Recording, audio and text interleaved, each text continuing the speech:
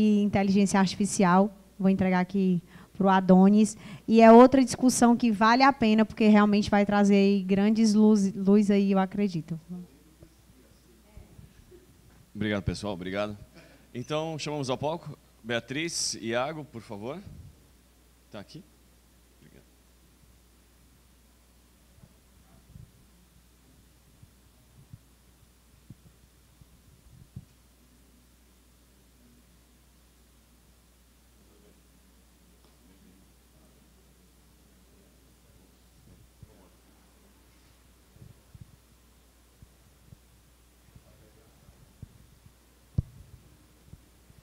Primeiro, boa tarde a vocês.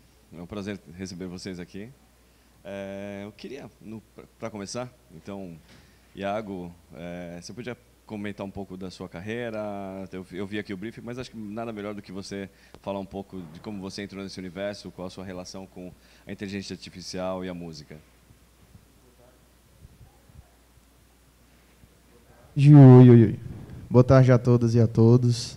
Adonis, prazer. Rebeca, obrigado pelo convite.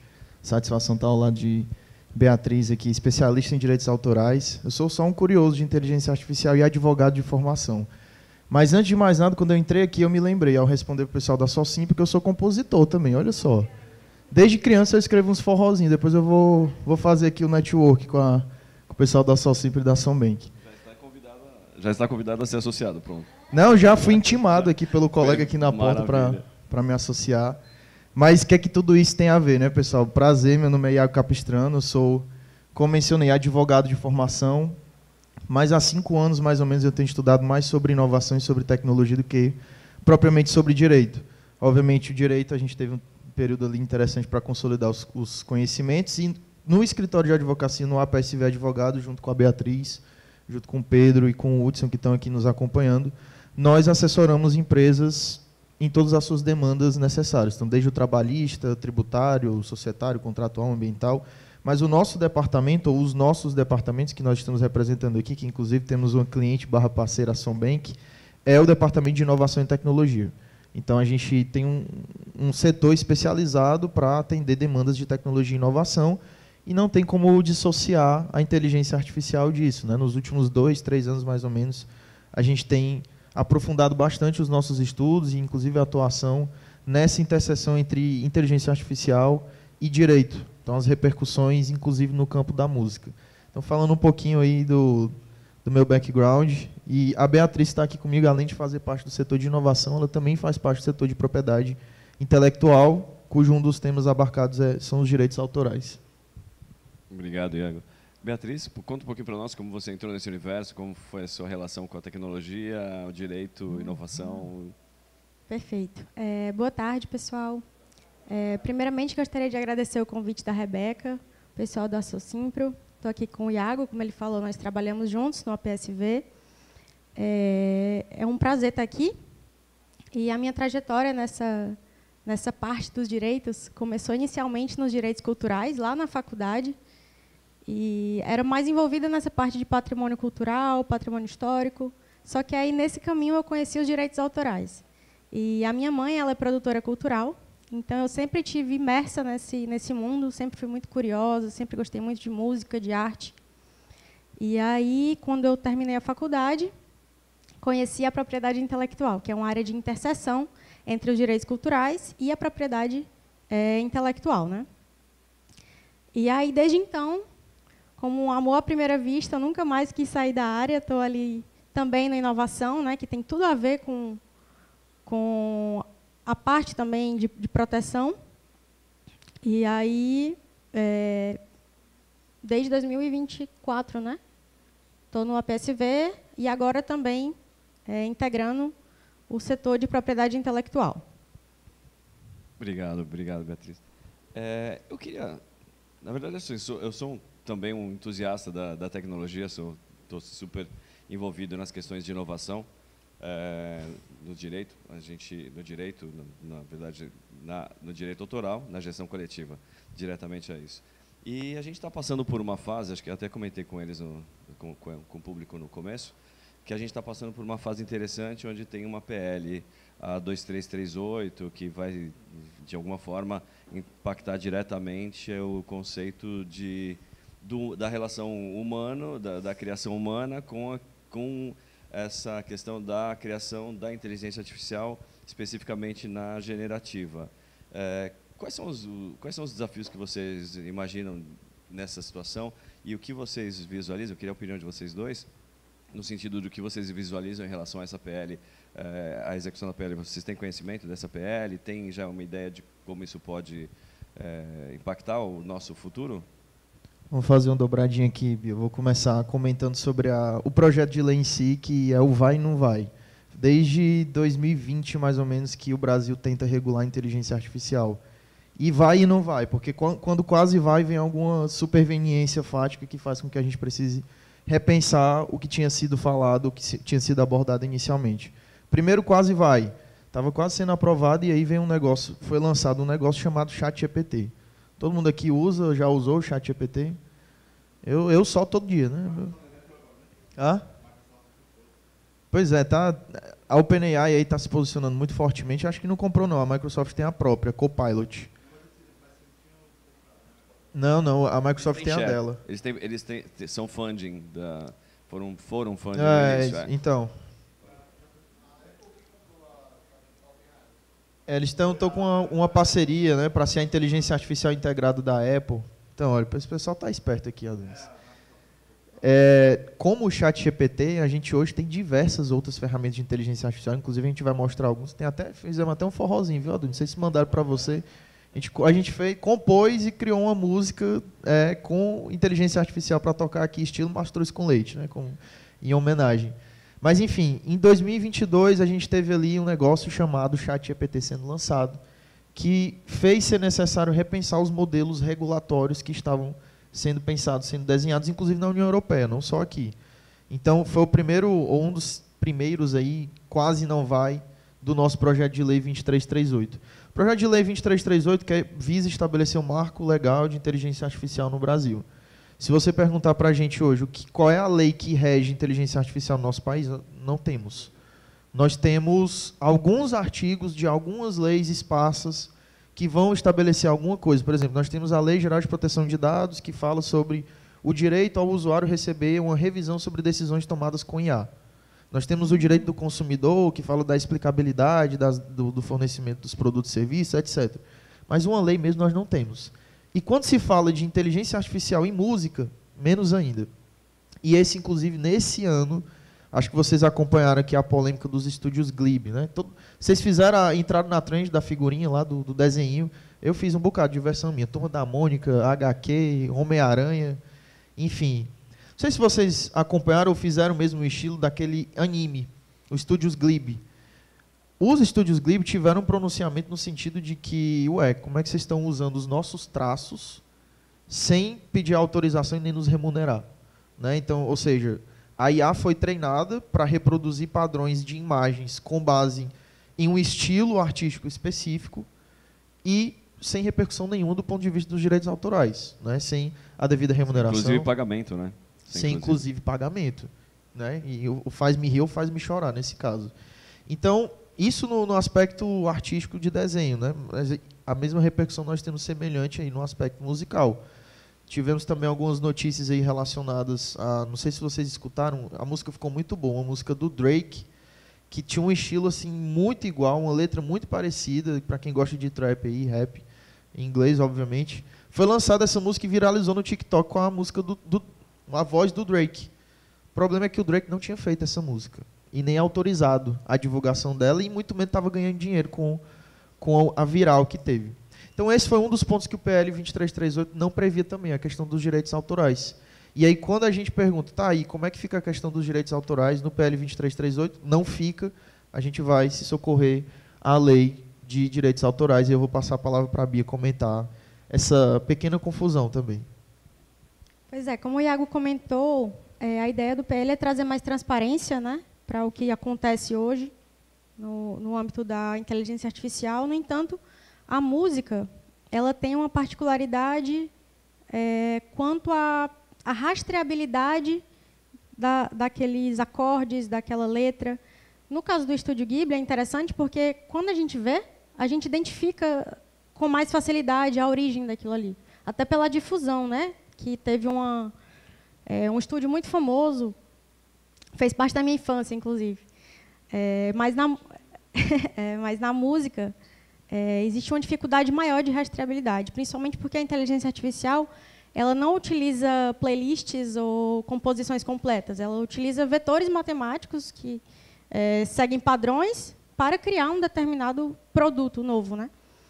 Então, assim, uma das críticas a esse projeto de lei é exatamente essa falta de aplicabilidade prática, porque a ideia é muito boa, de haver essa transparência, ter uma dedução de quais foram os inputs, né, que é a alimentação da inteligência artificial, para que haja, consequentemente, a remuneração. No entanto, a prática disso é muito difícil. E os sistemas, as inteligências artificiais, estão cada vez mais complexas e completas, no sentido de realmente dificultar essa rastreabilidade. E aí, outro ponto é a questão da limitação de acordo com a legislação que nós temos hoje. Hoje, a Lei dos Direitos Autorais é a Lei 9.610, de 98, ou seja, 27 anos atrás, não existia streaming, não existia redes sociais, plataformas de... Né? Então, assim, por mais que muitas das nossas legislações consigam ter esse aspecto visionário de prever muita coisa, não tinha como, né? Realmente saiu assim do que a gente poderia prever. E aí o que acontece? Como a música tem essas especificidades que eu falei, essa PL está sendo criticada por alguns artistas que estão, por meio de associações, né, se juntando para tentar fortalecer essa PL para que ela aborde também esses outros aspectos, os aspectos práticos, porque só quem sabe a realidade do mercado é quem está inserido nele. Então, é isso. Acho que a gente está em um bom caminho, assim, de entender melhor os aspectos legislativos e chamar para fazer parte, para opinar, quem de fato está no mercado. Verdade, verdade, Beatriz.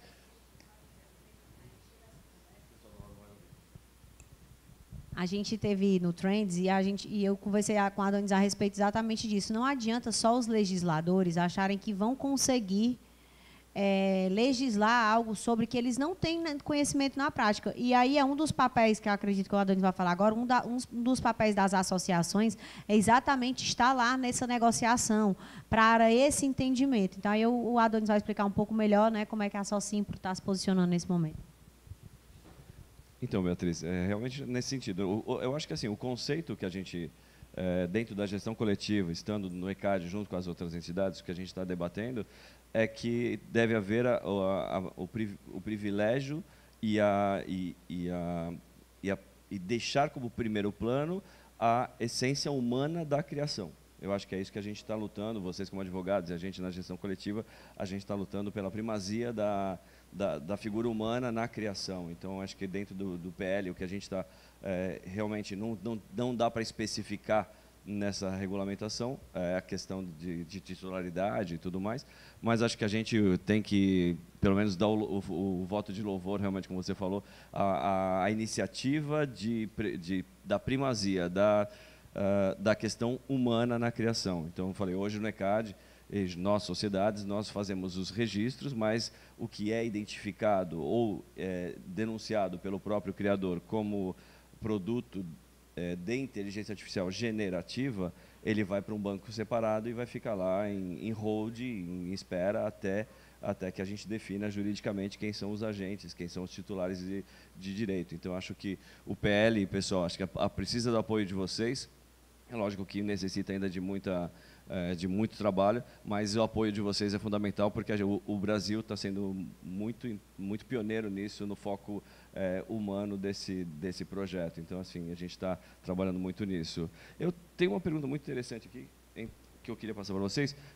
Como a IA está sendo usada hoje na cadeia da música? Como vocês veem os usos mais comuns e práticos desse conceito? hoje no mercado e que vocês estão se deparando dentro do escritório? Vamos lá, vou começar e passo a palavra para ti também, Bia. Só pegando o gancho aqui, Adonis, eu gosto sempre de dizer, e esse debate ele existe na música, no direito, em todas as áreas, na verdade.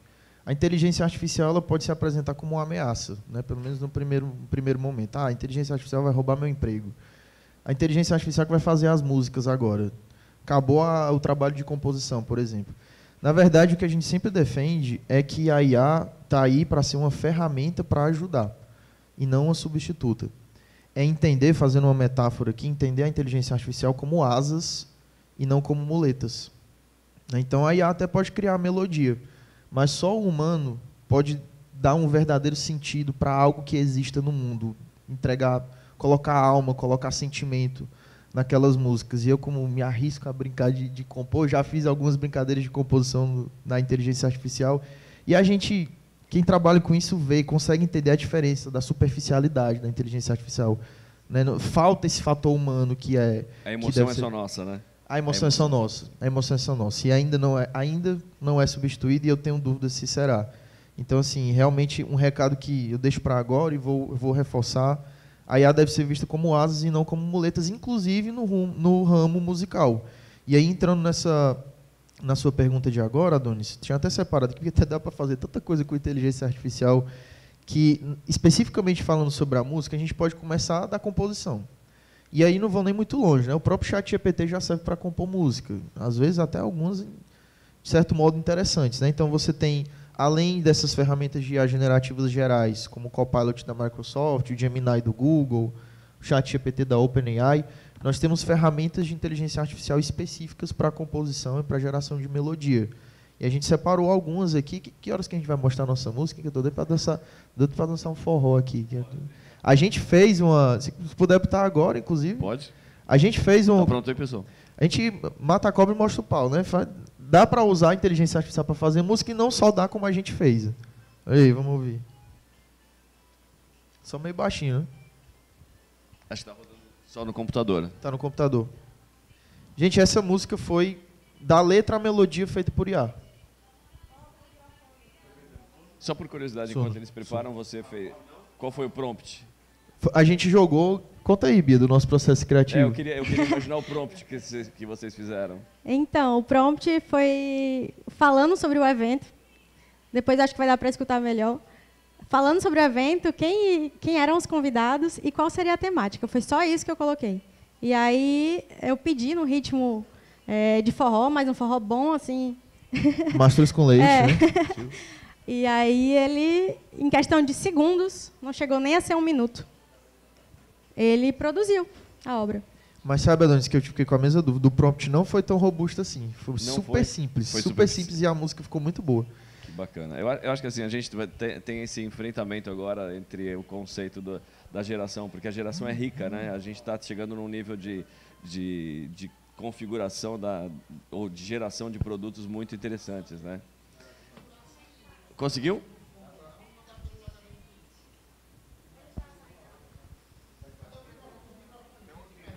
Tem o microfone? Dá para usar aqui também, ó.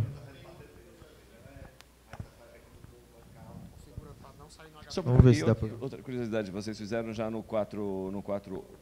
A gente fez um sono. No sono, direto, perfeito. Que tem a possibilidade de você fazer a letra... É a letra no IA e jogar na IA específica de música, né? Você pode fazer... A gente foi direto na Suno, para mostrar como, mesmo com um comando simples, a resposta pode vir boa. Todo mundo conhece o Suno aqui? Já usaram? Já usaram?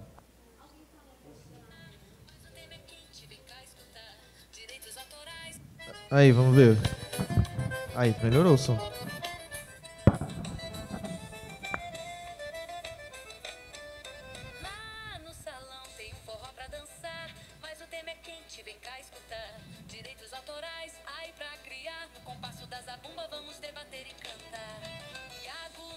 O Iago no canto, viu? Nossa. A Bia tá no triângulo.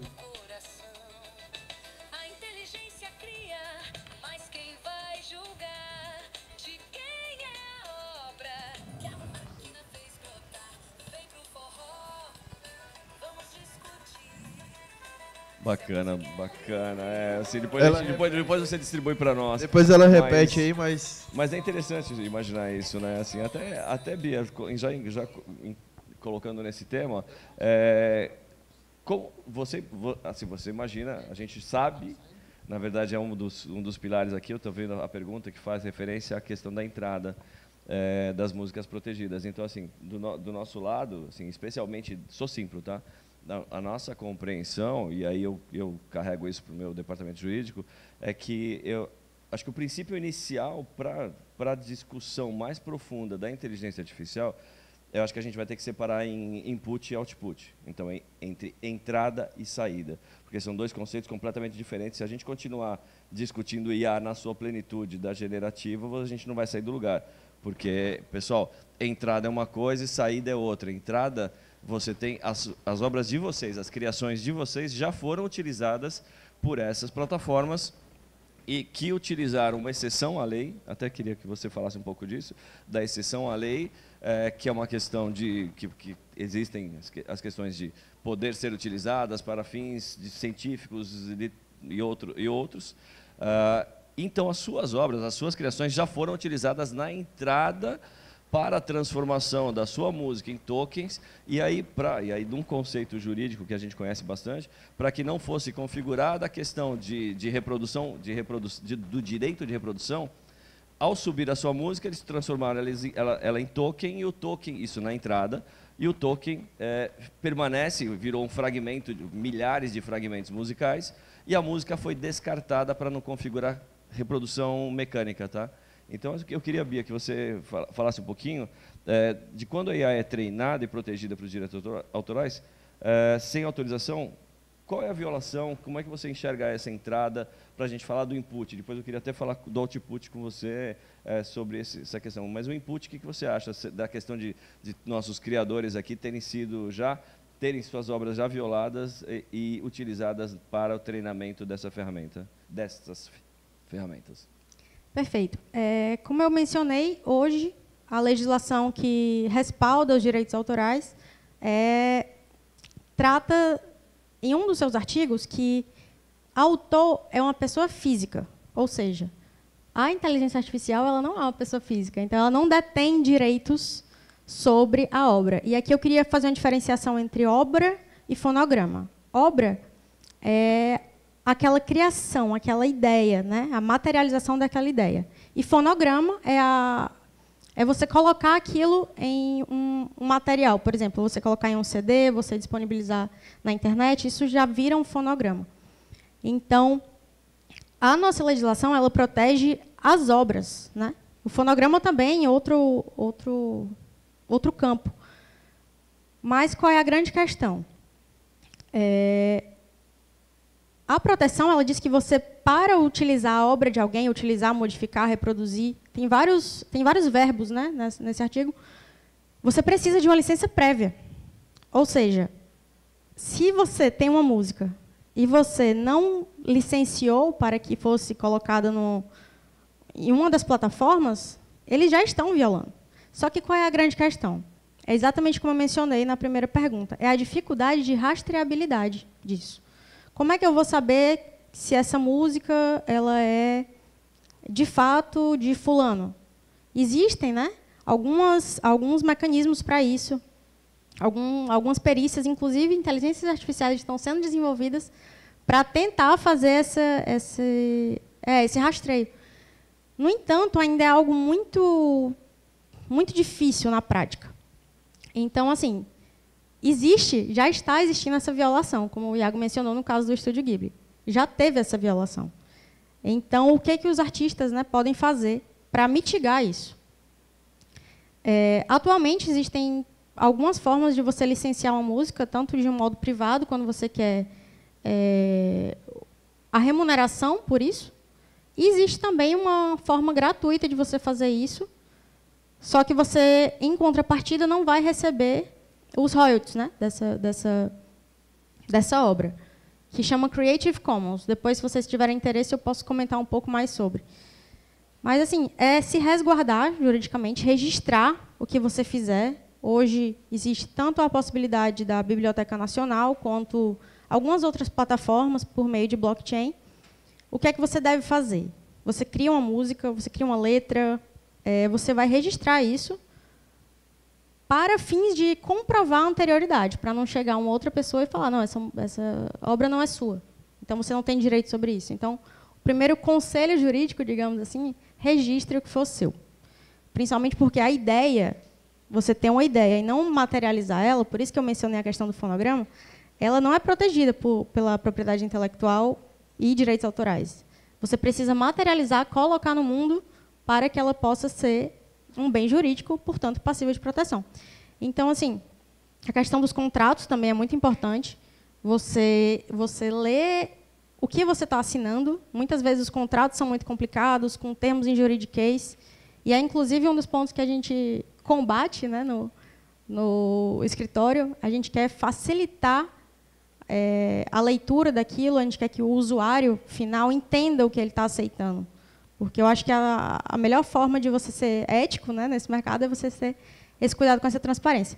Então, assim, cuidado com os contratos que você assina, tenha uma cláusula se você quer ou não quer que a obra eventualmente seja inserida em uma plataforma de inteligência artificial, você deixa isso claro. Você também pode determinar um prazo para isso.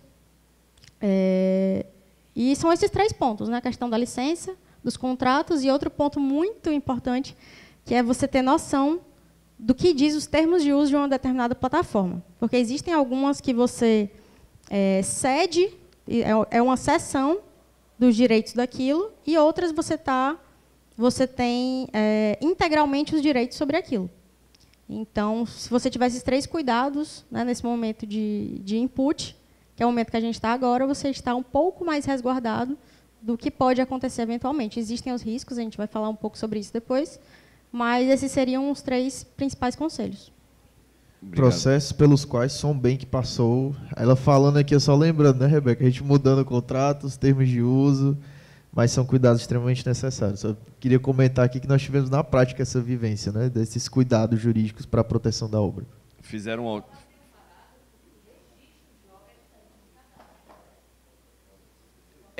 o registro pode ser feito na Fundação Biblioteca Nacional. O cadastro nesse conceito que a gente está usando aqui, o cadastro dentro das sociedades de gestão coletiva, é o registro oficial para efetivamente ser cobrada a execução pública tanto da obra quanto do fonograma, realmente dos direitos autorais, cobrindo os direitos autorais e os direitos conexos.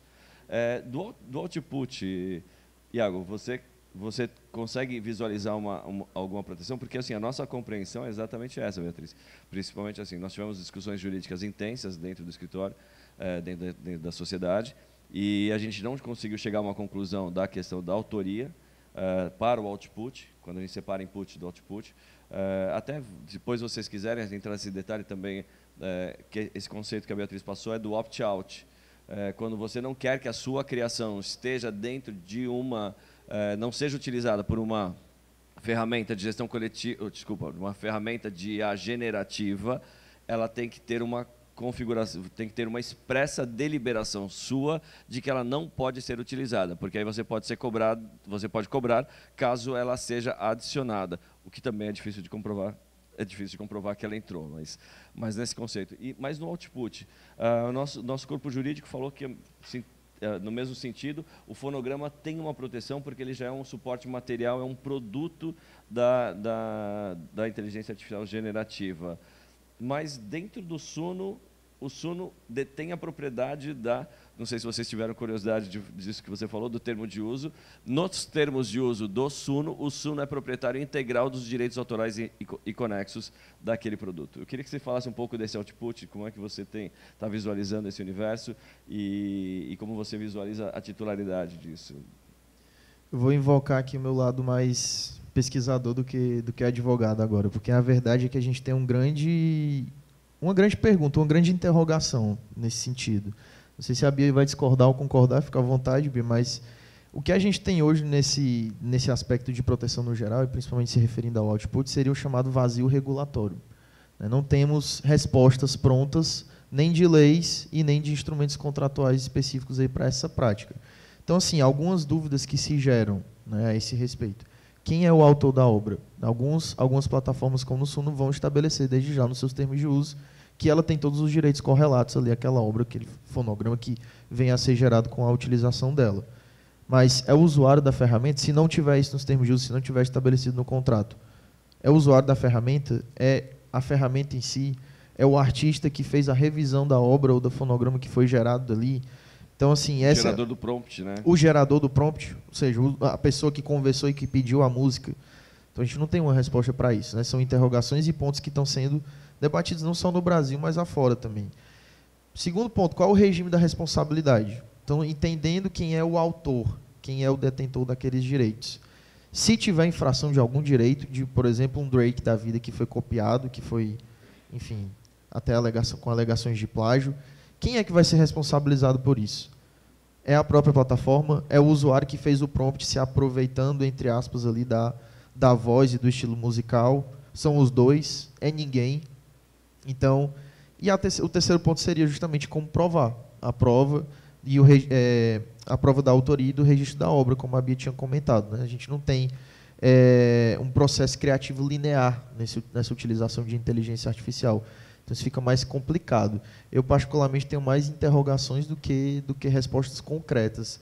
Você tem alguma discordância, Bia, quanto a isso? Não, eu concordo, só que eu estava querendo entender um pouco mais sobre como estava ao redor do mundo, né, essa discussão.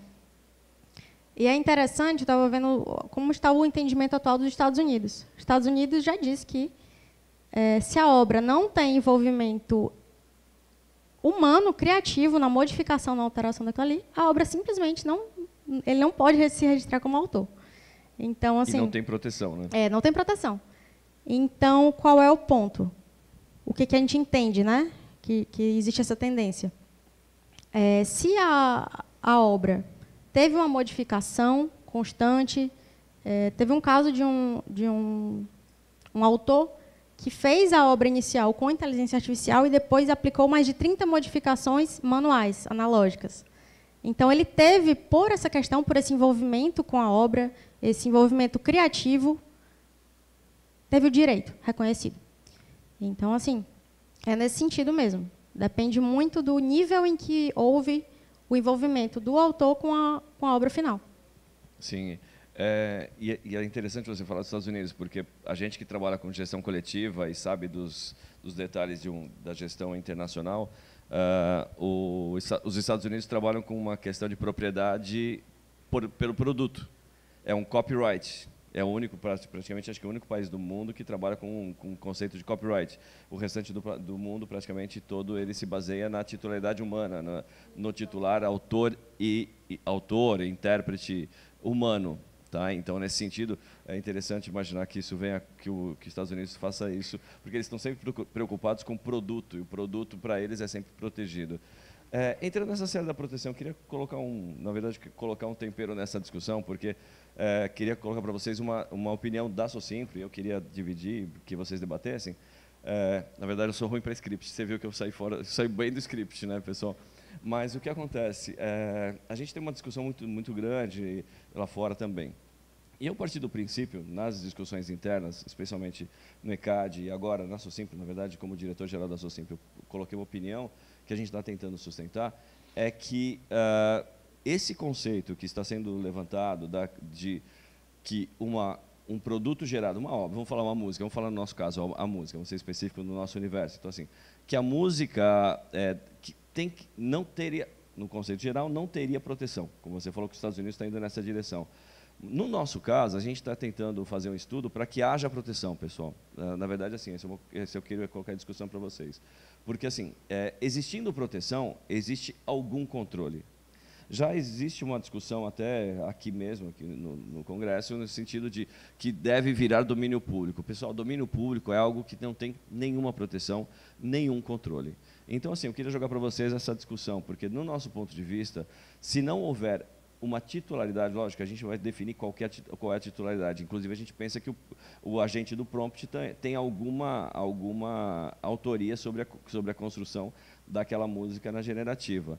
Mas, sem entrar no conceito da titularidade, a nossa opinião é que deve deverá existir algum conceito de proteção, tá? Proteção da inteligência, da música, da inteligência artificial, mas que ela seja distribuída de uma forma, na hora de distribuir um conceito de menor valor com relação ao humano que criou inicialmente. Mas vamos falar da titular, porque para mim, se você, no nosso conceito jurídico interno dentro da Socimpro, aqui é o quê? Se não houver proteção, pessoal, qualquer um vai poder utilizar a rádio, vai poder utilizar, a TV vai poder utilizar, os bares, os restaurantes, e ninguém vai pagar nada, tá?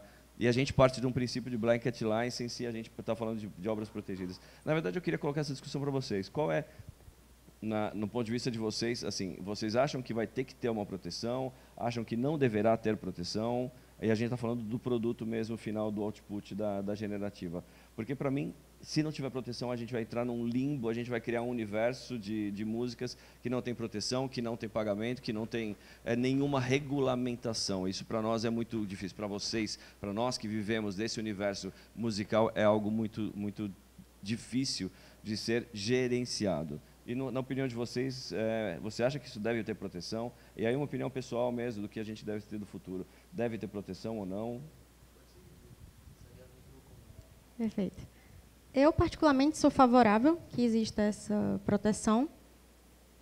E eu tenho observado uma tendência de identificação futuramente com selos, de que essa música foi feita com a utilização de inteligência artificial. Selos em maior e menor grau, porque muitas vezes a inteligência artificial ela é usada simplesmente como uma ferramenta de pós-produção. Existem vários tipos de software. Respondendo a uma pergunta que você fez lá atrás, no que a inteligência artificial já está presente no campo da música. E eu diria da composição ao sucesso. Desde o momento da criação, né, do estudo, aliás. Existem ferramentas de inteligência artificial que ajudam na questão do estudo da música. E aí, passando pela questão da composição, pela questão da masterização. E, por fim, nas plataformas de distribuição, existe também um algoritmo que é fomentado, né, por inteligência artificial, de enviar para você o que ele acha que você vai gostar. Então, assim, não se surpreenda com aquela playlist que você recebe na plataforma, sugeridos para você. Não é que ele lhe conhece bem, é que seus padrões se repetem. Então, costumo pensar num aspecto mais protecionista. Acho, sim, que os artistas, compositores, intérpretes, tanto na parte dos direitos, os autores, quanto a parte dos direitos conexos, né, os intérpretes, eu acho, sim, que tem que ter uma tentativa dessa regulação. Seja por meio de emendas a um projeto de lei, a gente vai sentindo, né, como é que vai se estabelecer. Mas eu, particularmente, sou favorável que tenha mecanismos de regulação. Interessante, interessante. Você? Eu concordo com a Socimpro e concordo com a Bia. Eu acho assim, a inteligência artificial está aí para a música e para além dela. Então, ela é uma ferramenta para diversas etapas do processo musical, né, o processo criativo. Não tem como dizer que isso não merece proteção, né, na minha opinião pessoal. Excelente. Né, então, seja uma proteção que venha estabelecida por uma lei, e eu não sou muito legalista nesse sentido, eu gosto das proteções também possibilitadas pelo mercado, seja com alternativas como essa. O próprio mercado vai se organizando. O próprio mercado, né? se autorregularizando, estabelecendo um mecanismo de confiabilidade para aqueles processos, né, para aquelas obras, aqueles fonogramas. Então, estou totalmente de acordo. Eu não acho que deve haver um padrão ou um estabelecimento legal, mas que sim, essas obras, esses processos criativos com o uso dessa ferramenta precisam sim ter alguma proteção, inclusive do ponto de vista jurídico.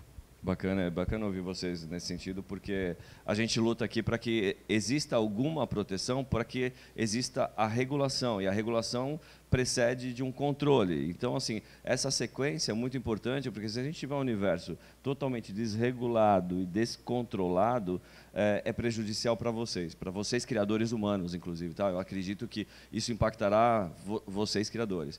E aí, numa perspectiva, eu queria saber, até tem uma pergunta em relação a isso, eu queria saber a perspectiva de vocês futura dentro do criador humano e as relações com a inteligência artificial. O que vocês imaginam que essa construção vai ser? Porque uma coisa que a gente está lutando lá dentro da Socimpro, dentro desses conceitos, que a gente está levando até para o Congresso, tentando ir para Brasília para discutir, é que vocês que já tiveram, e aí Som Zoom, que tem um repertório gigantesco, e vocês que têm já repertórios de sucesso, o que a gente está tentando construir, a partir do conceito do input, é que exista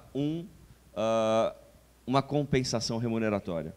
Tá? Uma compensação remuneratória. Não gosto de fazer alusão à cópia privada, porque cópia privada no Brasil virou uma discussão sem sentido, porque não passou como conceito a cópia privada. Mas a gente queria construir, a gente está tentando na Socimpro, tentando construir um conceito de compensação remuneratória, que é o quê? Vocês, a Som Zoom, todos vocês que já tiveram as suas obras utilizadas pelo input, já utilizados para o treinamento, para a geração de tokens daquela construção.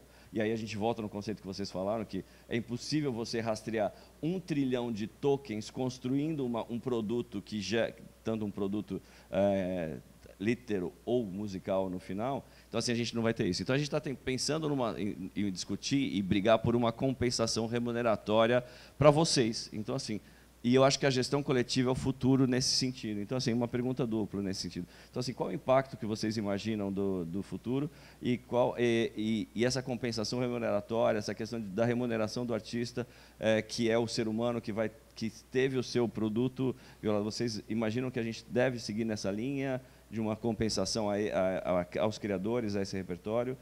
Qual seria o impacto futuro que vocês imaginam também nesse universo todo da remuneração dos nossos artistas?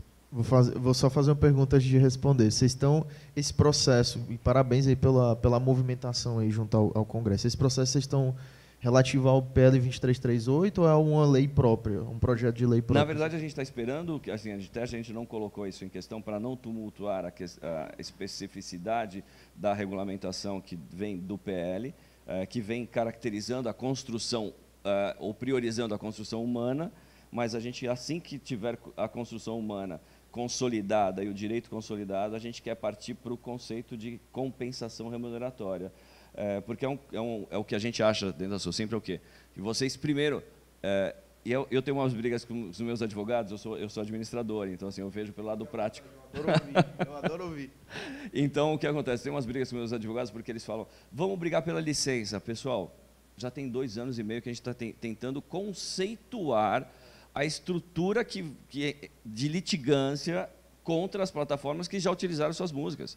Faz 2 anos e meio, faz 3 anos, na verdade. Então, a gente vai ficar a vida inteira tentando discutir a licença, e aí você sabe bem disso, você tem uma estrutura tecnológica que está viabilizando a licença, e a gente está sendo atropelado, porque agora assim, a inteligência artificial generativa já passa por uma situação de agentes específicos, que já está entrando numa nova era, e a gente está discutindo o que aconteceu há 2 anos atrás. Então, assim, no meu conceito, e aí por isso que eu falo, brigo com meus advogados, que eu falo, vamos brigar por uma compensação remuneratória de vocês, que já tiveram seus direitos violados na entrada, na construção dos tokens que se transformaram em pedaços, em fragmentos de obras protegidas.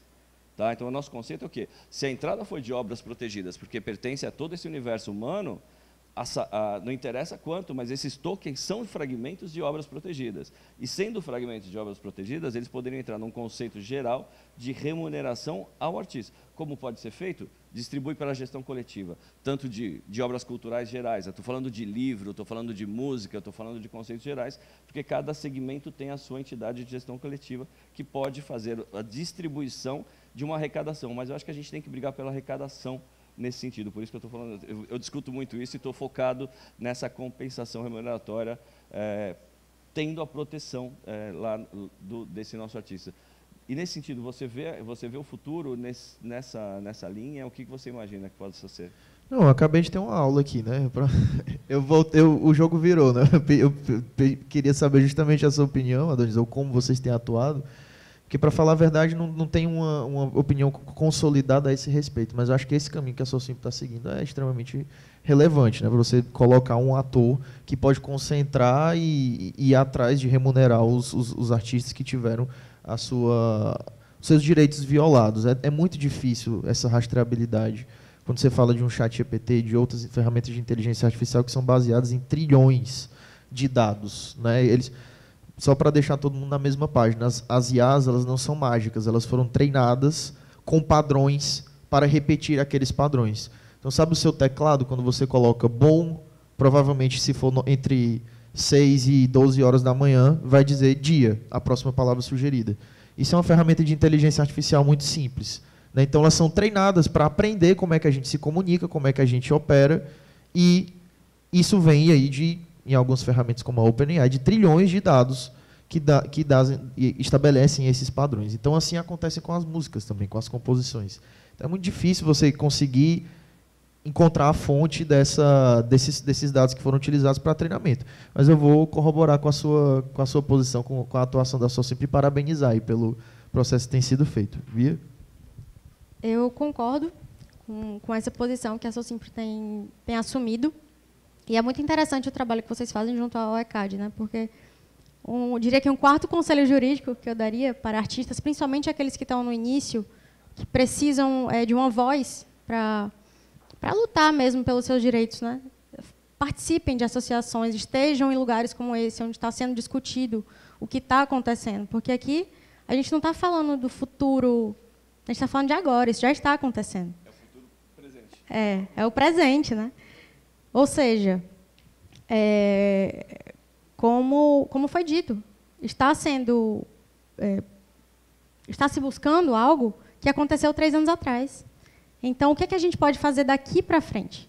É isso que eu tendo a pensar. Então, já que não tivemos como fazer a licença a tempo de que essas obras não chegassem a um patamar de irrastreabilidade gigantesco, vamos trabalhar em benefício dos artistas, vamos trabalhar em benefício das editoras, das gravadoras, para que, a partir do momento que já estamos, a gente possa construir, de uma forma justa, essa remuneração e esse reconhecimento, né? Porque os direitos autorais ele tem uma característica interessante, que ele é dividido entre direitos morais e direitos patrimoniais. Aquele direito moral, que a gente chama de paternidade ou maternidade, ele não se perde, ele não é passível de cessão, de transferência por meio de contrato. Aquilo você permanece com você. Mas o patrimonial, você pode dispor, você pode... É como um desenho que você faz, você coloca o seu nome lá na parte de baixo da folha, você diz, é meu, mas se você quiser, eu te vendo por R$20 para você botar no seu quarto. Então, assim, tendo em vista essa questão patrimonial, eu acho que a postura que a SoSimpro tem assumido tende a beneficiar muito a cadeia, né? Eu acho que é realmente um bom posicionamento, tanto do ponto de vista jurídico, porque existem mecanismos de você fazer isso, tanto do ponto de vista social, para você ter cuidado e reconhecimento com quem criou, com os pais e mães de suas obras, de modo geral. E é isso, concordo com o que está sendo dito.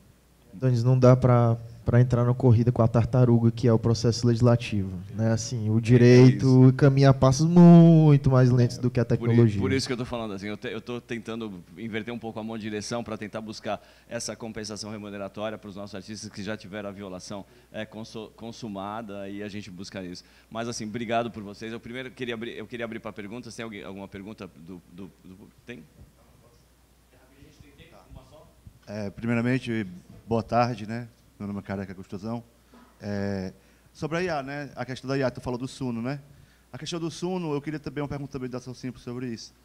Lá na hora que você desliga a chave, tem uma chave de Creative, que é para você criar sua própria identidade, a sua própria música, certo? Mas não como tu falou da questão da melodia. A melodia que vai criar a IA.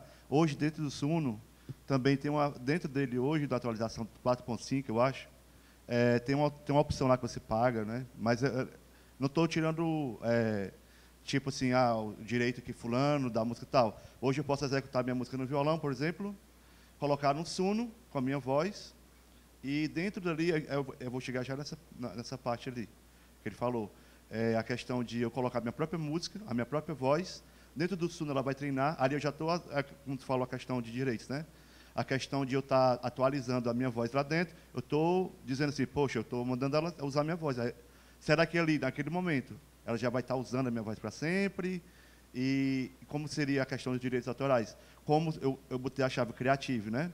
Para criar minha própria música. Eu criei as estrofes, eu mesmo, certo? Estrofe 1, 2, 3, pré-refrão, refrão, certo? Dentro da própria Suno tem isso hoje. Por isso que a questão da inteligência artificial hoje, né, a questão dos direitos autorais, de dividir aquela questão do processo que vocês falaram agora, né? Então, assim, tem hoje como identificar, porque tem a parte de chave criativa, porque a parte que você está criando, porque você mesmo está criando essa música, eu estou colocando uma melodia, tem uma chave de melodia também que você pode colocar lá, criar no violão, sua voz, botar para o Suno treina, e ele vai voltar a melodia própria do jeito que tu fez, certo? Ele não vai pegar lá a chave lá, vai botar a sanfona, pode ser um sample, pode ser qualquer coisa. Então, assim, a questão da melodia, né? Aí, nos direitos autorais hoje, eu sei que ainda está em andamento, né? Como seria, né, a Suno autorizando isso e por que como é que vai ser daqui para frente? Se eu botei a chave criativa, se eu botei a minha melodia, e como vai ser a questão, como ele falou, da produção musical, né? Aí, então, eu produzi a música vai vir com a melodia, porque eu já fiz um teste. A própria melodia vem mesmo com a sua melodia mesmo. Aí ele usa alguma sanfona, algum sample e tal. Aí eu queria saber como é que vai ficar a questão, entendeu? Digital. Como é teu nome, amigo? Careca Gostosão Compositor. Desculpa? Careca Gostosão Compositor. Careca Gostosão Compositor. Depois eu te falo meu nome de compositor. Eu vou dividir a resposta, tá? Porque eu acho que todo mundo tem opinião e a gente tem que ser sucinto. Mas, assim, primeiro, Careca Gostosão Compositor. Parabéns, porque é genial o que você está fazendo. Você está justamente executando o que eu tinha colocado de que a inteligência artificial deve ser vista como asas e não como muletas. Você não está colocando a IA, o Suno, para fazer a música por você. Você está melhorando e aprimorando a sua música, que você mesmo está tendo a sua intervenção. E aí, nos aspectos de repercussão de direitos autorais, a gente já tem uma intervenção humana muito maior, né? Diferente dessa música que a gente colocou aqui de brincadeira, a gente botou um prompt muito simples e ele já gerou melodia, já fez já compôs a letra, enfim. Então, eu entendo que existem níveis aí de intervenção humana e, consequentemente, de possibilidades jurídicas de proteção de direitos autorais diferentes. E aí eu vou passar a palavra para a Bia comentar e depois a gente fecha com um Sol Simples para a gente dividir. Perfeito. É isso mesmo. Como eu mencionei no início, a autoria depende de como você esteve envolvido nisso. Então, eventualmente, a plataforma, possibilitando nos seus termos de uso que você é o dono daquilo ali, a forma como você está utilizando, como ferramenta, é a melhor forma de se utilizar. Porque você está tendo todo o desenvolvimento criativo, você está colocando a sua melodia, utilizando apenas para aprimoramento, né? E, enfim, acredito sim que nesse cenário que você está fazendo, eventualmente os termos de uso sendo favoráveis a essa seção, né, da obra, você seria sim autor dessa música. Obrigado, pessoal. Primeiro, queria agradecer vocês. O judiciário precisa de mentes brilhantes, de jovens como vocês. Então, obrigado por participar aqui conosco. E obrigado, pessoal. É um tema super rico, mas agradeço vocês. Iaguinho do Piseiro, viu? Iaguinho do Piseiro é o nome artístico. Obrigado. Prazer. Vamos ter contato. Vamos, prazer. Por favor.